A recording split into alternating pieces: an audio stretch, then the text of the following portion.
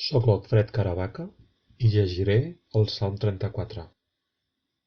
De David, quan canvià el seu capteniment davant d'Abimelec i el feu marxar i se n'anà. Beneeixo Javé en tot moment, tinc contínuament la seva lloança en la meva boca.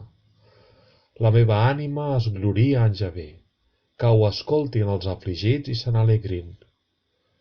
Magnifiqueu Javé amb mi i exalcem junts el seu nom. He cercat Javé, i ell m'ha respost, i m'ha alliberat de totes les meves pors. Miraren a ell i esdevingueren radiants, i els seus rostres no seran avergonyits.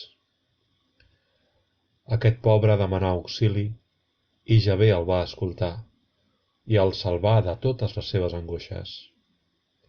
L'àngel de Javé acampa al voltant dels qui el temen, i els protegeix. Tasteu i vegeu que Javé és bo, feliç l'home que es refugia en ell. Temeu Javé, vosaltres, els seus sants, perquè res no manca als qui el temen.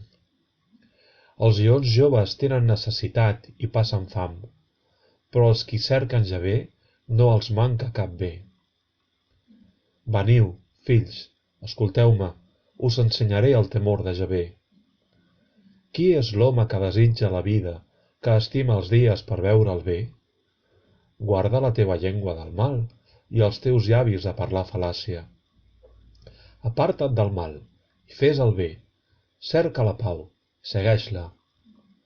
Els ulls de Javé són vers als justos i les seves orelles són vers al seu crit d'auxili.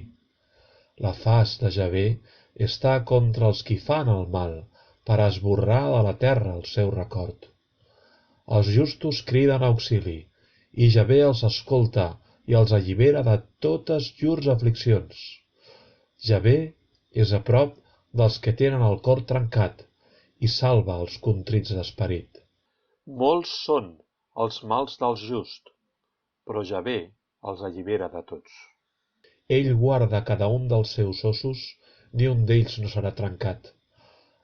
La maldat porta el malvat a la mort, i els qui odien el just seran declarats culpables.